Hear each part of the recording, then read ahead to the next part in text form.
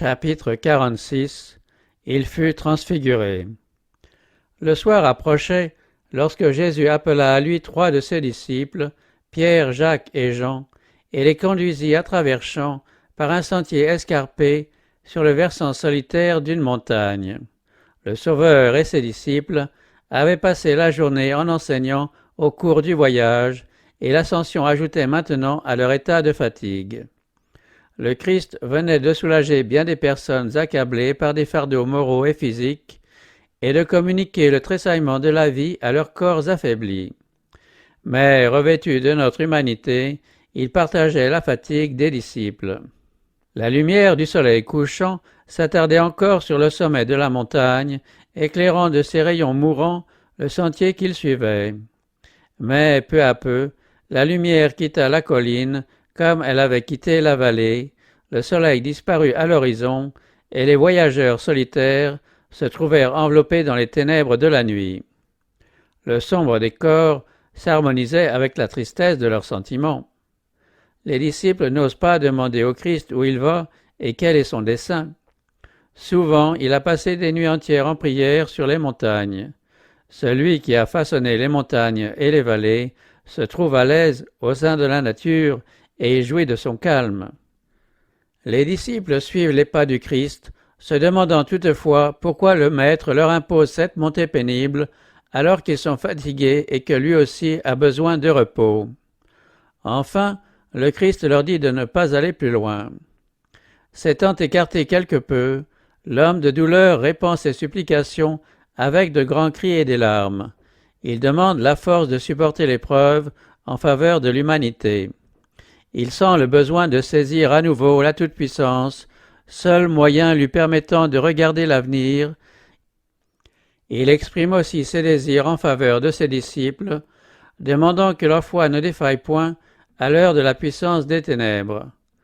La rosée tombe en abondance sur son corps courbé, mais il n'y prend pas garde. Les ombres de la nuit se font plus denses autour de lui, il n'en voit pas l'épaisseur. Les heures s'écoulent lentement. Les disciples ont joint d'abord avec une dévotion sincère leur prière aux siennes, mais ils sont bientôt gagnés par la lassitude et, malgré leurs efforts, ils succombent au sommeil.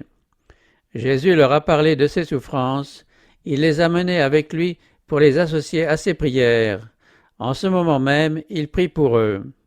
Le Sauveur a vu la tristesse de ses disciples et il désire soulager leur douleur en leur donnant l'assurance que leur foi n'a pas été vaine. Les 12 eux-mêmes ne sont pas tous en état de recevoir la révélation qu'il désire leur communiquer. 3 seulement, qui devront être témoins de ses angoisses en Gethsémane, ont été choisis pour l'accompagner sur la montagne. L'objet actuel de la requête du Christ, c'est qu'il leur soit accordé une manifestation de la gloire qu'il avait auprès du Père avant que le monde fût, et que son royaume soit révélé à des yeux humains, et que ses disciples soient affermis par cette vue.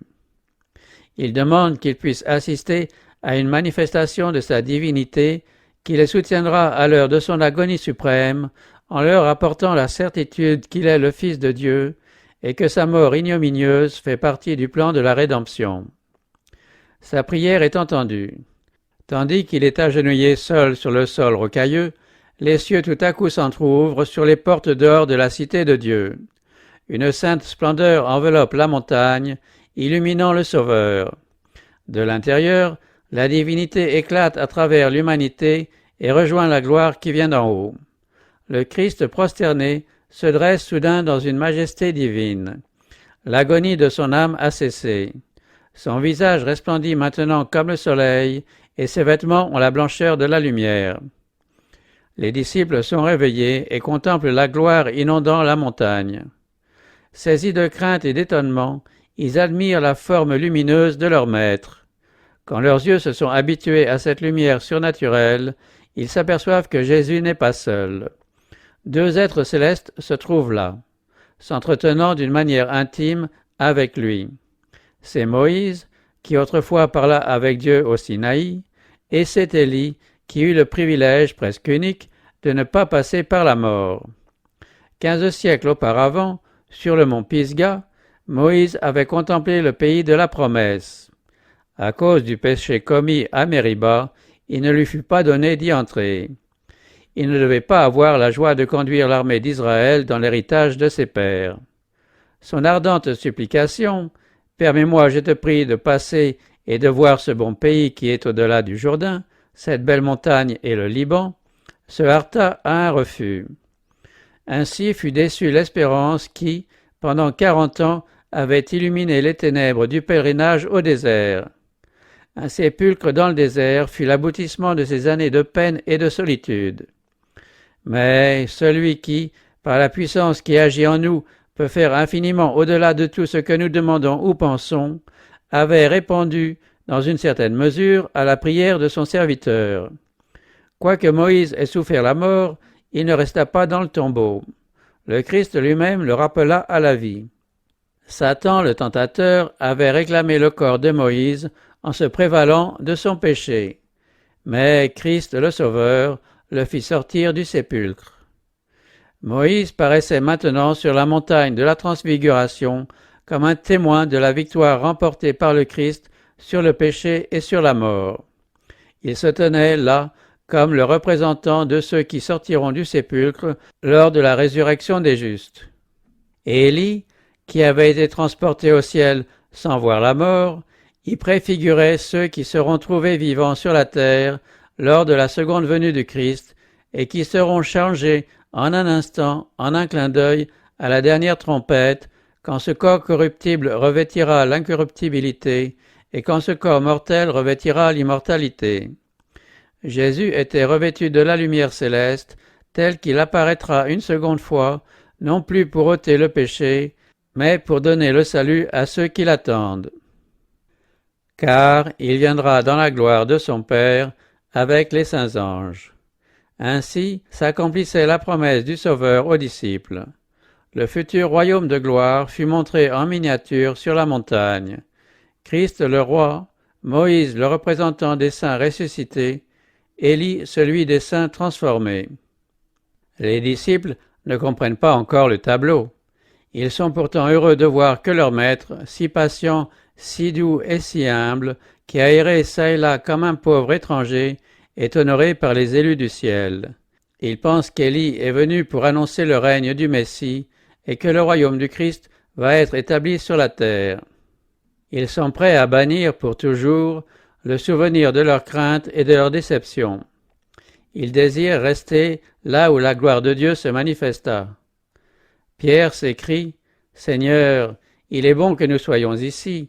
Si tu le veux, je dresserai ici 3 tentes, une pour toi, une pour Moïse et une pour Élie. » Les disciples s'imaginent que Moïse et Élie ont été envoyés pour protéger leur maître et pour établir son autorité royale. Cependant, la croix doit précéder la couronne. Ce n'est pas le couronnement du Christ, c'est sa mort prochaine à Jérusalem qui est le sujet de leur entretien avec Jésus. Dans la faiblesse de l'humanité, portant le fardeau de la douleur et du péché, Jésus avait marché seul parmi les hommes. Voyant approcher les ténèbres de l'épreuve, il éprouvait une grande solitude dans un monde qui ne le connaissait pas. Même ses disciples bien-aimés, absorbés par leurs doutes, leurs douleurs et leurs ambitions, n'avaient pas compris le mystère de sa mission. Après avoir vécu dans l'amour et dans la communion du ciel, il se trouvait isolé au sein du monde qu'il avait créé. Maintenant, le ciel avait envoyé à Jésus ses messagers, non pas des anges, mais des hommes ayant enduré la souffrance et l'affliction, capables par conséquent de sympathiser avec le Sauveur dans l'épreuve de sa vie terrestre. Moïse et Élie avaient été les collaborateurs du Christ. Ils avaient partagé son désir de travailler au salut des hommes. Moïse avait intercédé ainsi en faveur d'Israël. « Pardonne cependant leurs péchés, sinon efface-moi du livre que tu as écrit. » Élie avait connu lui aussi la solitude morale, alors que pendant 3 ans et demi de famine, objet de la haine de sa nation, il avait partagé son malheur. Il s'était tenu seul pour Dieu sur le mont Carmel. Seul, angoissé, désespéré, il s'était enfui au désert. Ces hommes, choisis de préférence aux anges qui entourent le trône, s'entretenaient avec Jésus au sujet de ses souffrances et le réconfortait en lui donnant l'assurance que les sympathies du ciel lui étaient acquises. L'espérance du monde, le salut de tout être humain, tel était l'objet de leur entretien. Pour s'être laissés gagner par le sommeil, les disciples n'entendirent qu'une faible partie des paroles échangées entre le Christ et les messagers célestes. Pour avoir négligé de veiller et de prier, ils ne purent recueillir ce que Dieu s'était proposé de leur accorder, la connaissance des souffrances du Christ et des gloires qui devaient les suivre. Ils perdirent la bénédiction dont ils auraient pu jouir en participant à son renoncement. Combien ces disciples étaient lents à croire, combien peu ils appréciaient le trésor dont le ciel voulait les enrichir. Néanmoins, ils reçurent une grande lumière. Ils apprirent que le ciel tout entier avait pris connaissance du péché commis par la nation juive en rejetant le Christ. Ils purent pénétrer plus profondément dans l'œuvre du Rédempteur. Leurs yeux distinguèrent et leurs oreilles perçurent des choses qui dépassent la compréhension humaine.